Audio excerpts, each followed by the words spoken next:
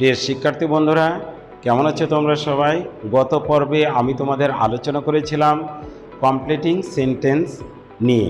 আজকেও তোমাদের কমপ্লিটিং সেন্টেন্সের বাকি অংশ নিয়ে আলোচনা করতে চাচ্ছি। তাহলে চলো আলোচনাগুলো দেখে নিই। প্রিয় শিক্ষার্থী বন্ধুরা, লক্ষ্য করো 17 নম্বর sentence, as soon as he heard the news. আমরা যখন দেখতে পাবো কোনো ইনকমপ্লিট সেন্টেন্সের শুরুতে আছে অ্যাজ সন অ্যাজ দ্বারা যুক্ত সেন্টেন্সটি পাস্ট ইনডিফিনিট, তখন পরের অংশটুকু হবে শুধুমাত্র কমার মাধ্যমে পরবর্তী সেন্টেন্সটি হবে পাস্ট ইনডিফিনিট, অর্থাৎ হি লেফট দ্য প্লেস। পরবর্তী সেন্টেন্সটি no sooner had he heard the news then he left the place. যখন তোমরা দেখতে পাবে কোনো ইনকমপ্লিট সেন্টেন্সের শুরুতেই নো সোনার হ্যাড আছে এবং উক্ত সেন্টেন্সটি পাস্ট পারফেক্টে আছে, তখন পরবর্তী সেন্টেন্সটি দেন দ্বারা করতে হবে পাস্ট ইনডিফিনিট। তারপরের সেন্টেন্সটি লক্ষ্য করো, হার্ডলি অথবা স্কার্টসলি। যখন কোনো ইনকমপ্লিট সেন্টেন্সের শুরুতেই তোমরা দেখতে পাবে হার্ডলি অথবা স্কার্টসলি দ্বারা যুক্ত সেন্টেন্সটি পাস্ট পারফেক্ট আছে, তখন পরের সেন্টেন্সটি হোয়েন দ্বারা হবে পাস্ট ইনডিফিনিট। তাহলে লক্ষ্য করো, হার্ডলি অথবা scarcely, had he heard the news when he left the place. পরবর্তী সেন্টেন্সটি লক্ষ্য করো, it is time, it is high time অথবা ইট ইজ টাইম। যদি আমরা দেখতে পাই কোনো সেন্টেন্সের শুরুতেই ইট ইজ টাইম অথবা ইট ইজ হাই টাইম আছে, তখন তোমরা লক্ষ্য করবে অনেক সময় আমরা সেখানে দেখতে পাবো কোনো সাবজেক্ট। যদি কোনো সাবজেক্ট ব্যক্তিবাচক সাবজেক্ট দেখতে পাই, তখন অবশ্যই ওই ব্যক্তিবাচক সাবজেক্টের পাশে আমাকে লিখতে হবে পাস্ট ইনডিফিনিট টেন্স। যদিও আছে ইট ইজ বা ইট ইজ হাই টাইম অথবা ইট ইজ টাইম, অর্থাৎ সেটি আছে প্রেজেন্ট টেন্সে, পরের অংশটুকু হবে পাস্ট ইনডিফিনিট।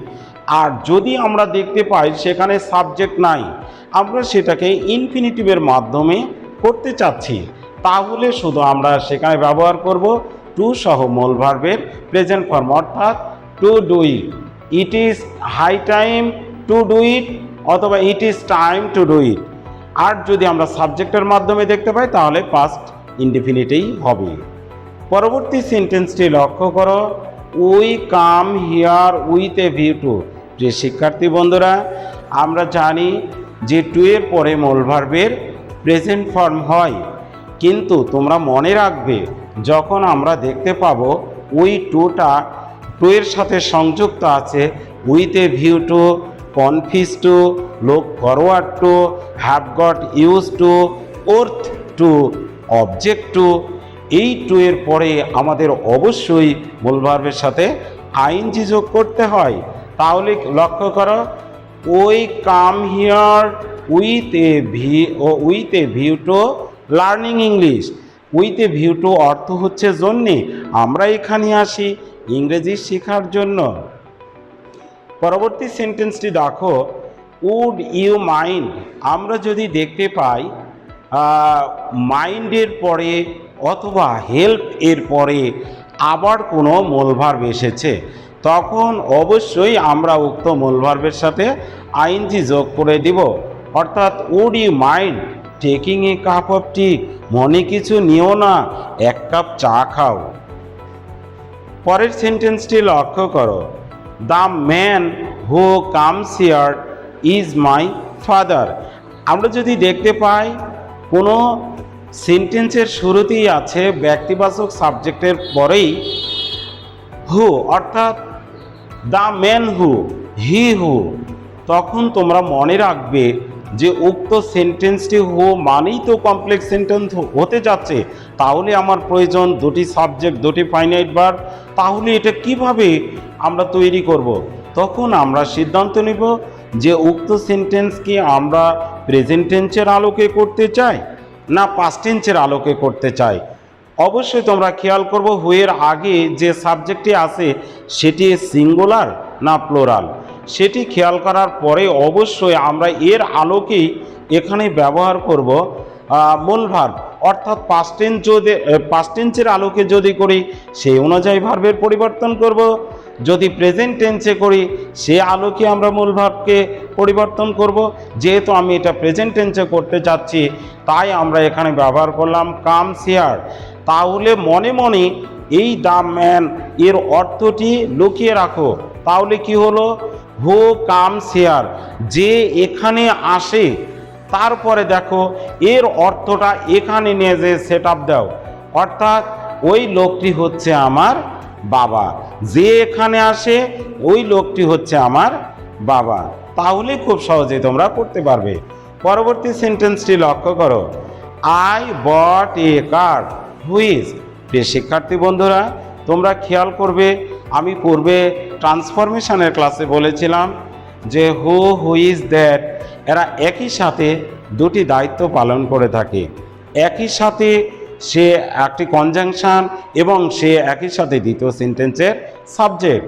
যখন হু হুইজ দ্যাট দেখতে পাবে বাম পার্শ্বে অবশ্যই আমরা কোনো ব্যক্তিবাচক বা বস্তুবাচক সাবজেক্ট দেখতে পাবো। হুইজ থাকলে হবে বস্তুবাচক সাবজেক্ট, হু থাকলে হবে ব্যক্তিবাচক subject.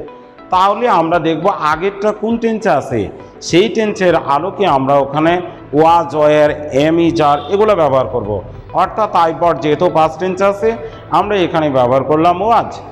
I bought a car which was new, which was old, which was fine, which was beautiful.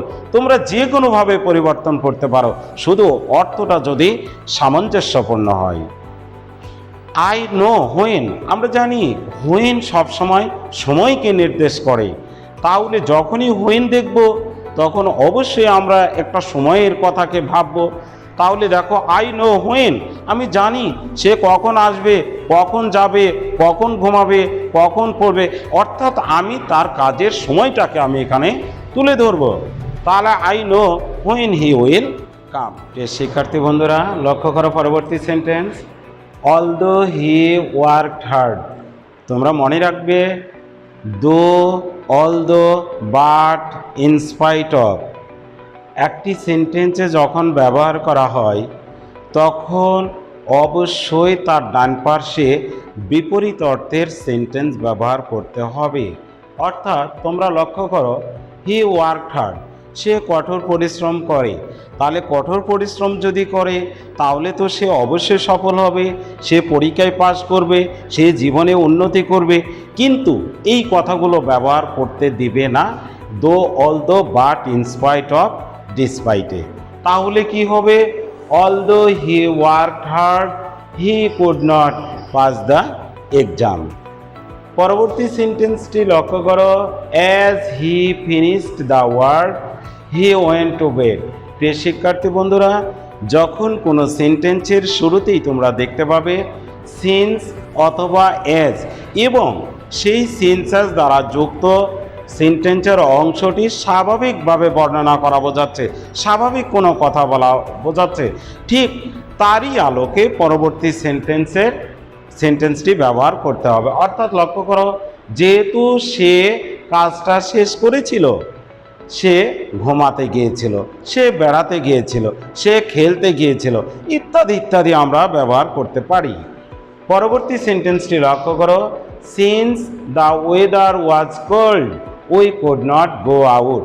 প্রিয় শিক্ষার্থী বন্ধুরা, তোমরা মনে রাখবে সিন্স অ্যাজ যখন কোনো সেন্টেন্সের প্রথমেই ব্যবহৃত হয়ে উক্ত সেন্টেন্সের অর্থ যখন দেখব যে কোনো দায়ী বা কোনো অপরাধী বা কোনো কারণ বোঝাচ্ছে, অবশ্যই পরবর্তী সেন্টেন্স আমরা টেন্স অনুযায়ী ব্যবহার করব, ক্যান নট, কুড নট। অর্থাৎ লক্ষ্য করো, since the weather was cold, যেহেতু আবহাওয়াটা ছিল ঠান্ডা, আমরা বাইরে যেতে পারিনি, আমরা খেলতে যেতে পারিনি, আমরা স্কুলে যেতে পারিনি, আমরা ইত্যাদি ইত্যাদি কাজটা করতে পারিনি। কারণ এখানে তোমরা লক্ষ্য করো সিন্সেস দ্বারা যুক্ত সেন্টেন্সটি পরবর্তী সেন্টেন্সের জন্য দায়ী বা অপরাধী বা কারণ হিসাবে ব্যবহৃত হয়েছে। অর্থাৎ since the weather was cold we could not go out. পরবর্তী সেন্টেন্সটি খেয়াল করো, he could not attend the class because. প্রিয় শিক্ষার্থী বন্ধুরা, বিকজ সব সময় কারণ জানতে চাই, তাই সে কেন ক্লাসে যোগদান করতে পারছিল না সেটার কারণ, উপযুক্ত কারণ জানতে চাচ্ছে। উপযুক্ত কারণ হিসাবে এখানে আমরা ব্যবহার করেছি হি ওয়াজ ইল, সে অসুস্থ ছিল, অসুস্থতার কারণে সে ক্লাসে যোগদান করতে পেরেছিল না, এটাই তার উপযুক্ত কৈফিয়ত। তারপরের সেন্টেন্সটি লক্ষ্য করো, I shall join the party provided that, providing that. আমরা যদি কোনো সেন্টেন্সে দেখতে পাই যে প্রোভাইড আছে অথবা প্রোভাইডেড দ্যাট আছে অথবা প্রোভাইডিং দ্যাট আছে, প্রোভাইড শব্দের অর্থ হচ্ছে যদি, অর্থাৎ ইফের মতো কাজ করবে। প্রোভাইডেড দ্যাট অর্থাৎ শর্ত থাকে, শর্ত যে। প্রোভাইডিং দ্যাট অর্থাৎ শর্ত থাকে যে।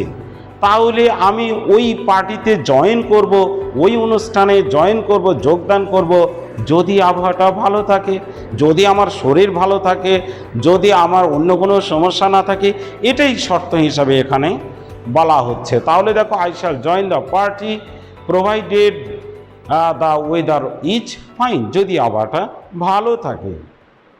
প্রিয় শিক্ষার্থী বন্ধুরা, পরবর্তী সেন্টেন্সটি লক্ষ্য করো, উড দ্যাট অথবা আই উইশ আই। আমরা যখন দেখতে পাবো কোনো সেন্টেন্সের শুরুতেই উড দ্যাট অথবা আই উইশ আই ব্যবহার করা হয়েছে, তখন অবশ্যই উক্ত সেন্টেন্স দ্বারা মনের ইচ্ছাকে প্রকাশ করার জন্য এগুলো ব্যবহার করা হয়েছে। অবশ্যই পরবর্তী সেন্টেন্সটি হবে পাস্ট টেন্সের আলোকে। দেখো, I wish I were a child, আমি যদি আবার শিশু হতে পারতাম, আমি যদি পাখি হতে পারতাম, আমি যদি প্রধানমন্ত্রী হতে পারতাম। তোমরা মনে রাখো, মনের ইচ্ছা এমন একটা জিনিস যেটা অনেক দূর, মানে যেটা কল্পনাই করা যায় না, এই মুহূর্তে সেই জিনিসটাই কিন্তু তোমার মনে ইচ্ছা হিসাবে ব্যবহৃত হয়, সেটা একদিন পূরণ হতেও পারে। যাই হোক, পরবর্তী সেন্টেন্সটি লক্ষ্য করো, দেয়ার গোজ এ প্রভাব। তোমরা একটি বিষয় লক্ষ্য করবে, প্রবাদে আছে যে, প্রবাদে বলা হয় যে, প্রবাদে থাকে যে। প্রিয় শিক্ষার্থী বন্ধুরা, কমপ্লিটিং সেন্টেন্স করতে গেলে আমরা অনেক সময় প্রবাদ বাক্যের মুখোমুখি হতে পারি। যদি প্রবাদ বাক্যের মুখোমুখি হই তাহলে কিভাবে করব? আমরা লক্ষ্য করব, এই সকল কমপ্লিটিং সেন্টেন্সের ক্ষেত্রে যদি কোনো প্যাসেজের আলোকে এই কমপ্লিটিং সেন্টেন্সগুলো করতে বলে, তাহলে সব সময় আমরা ওই প্যাসেজের অর্থের আলোকে কমপ্লিটিং সেন্টেন্সগুলো পরিপূর্ণ করার চেষ্টা করব। ঠিক ওই রকমই যখন আমরা দেখতে পাবো যে একটা প্রবাদ বাক্যের বিষয় এসে গেছে, তাহলে আমরা ওই প্যাসেজের আলোকেই আমরা একটা প্রবাদ বাক্য তুলে ধরব, যেন তার সাথে সামঞ্জস্যতা রাখে। আর যদি আমরা দেখি যে কোনো কমপ্লিটিং সেন্টেন্সের অর্থ কারোর সাথে সামঞ্জস্যপূর্ণ নয়, অর্থাৎ যার মতো তার সিঙ্গেল অর্থ নিয়ে আসছে, তখন এইরকম যদি আমরা দেখতে পাই, আমরা ইচ্ছা অনুযায়ী আমার মনে যে প্রবাদ বাক্যটা থাকবে আমি সেটাই সেখানে উপস্থাপন করব। ঠিক সেই রকমটি দেখো, দেয়ার গোজ এ প্রবাদ, honesty is the best policy. পরবর্তীতে দেখো, যদি আমরা কোনো নির্দিষ্ট প্রবাদ বাক্যের এক অংশ দেখতে পাই, তাহলে আমাকে ওই প্রবাদ বাক্যের বাকি অংশ হুবহু তুলে ধরতে হবে। এখানে রদবদল করার কোনো ইখতিয়ার নাই, অর্থাৎ প্রবাদ বাক্যের কোনো পরিবর্তন হয় না, ইচ্ছা অনুযায়ী তৈরি করা যায় না। দেখো, what is lotted can not be blotted. ভাগ্যের লিখন না যায় খণ্ডন। প্রিয় শিক্ষার্থী বন্ধুরা, তোমরা অবশ্যই এই প্রবাদ বাক্যের ক্ষেত্রে অত্যন্ত সচেতন থাকবে, আর বেশি বেশি করে প্রবাদ বাক্য মুখস্থ করার চেষ্টা করবে। এটা অনেক সময় অনেক জায়গাতেই প্রয়োজন হতে পারে। যে শিক্ষার্থী বন্ধুরা, এতক্ষণ ধরে আমি যে কমপ্লিটিং সেন্টেন্সের উপরে তোমাদের সামনে আলোচনা করলাম, তা কেমন লাগলো লাইক দিয়ে কমেন্ট বক্সে জানাবে, এবং বেশি বেশি শেয়ার করে তোমাদের সকল বন্ধুদের জানার এবং বোঝার সুযোগ করে দেবে।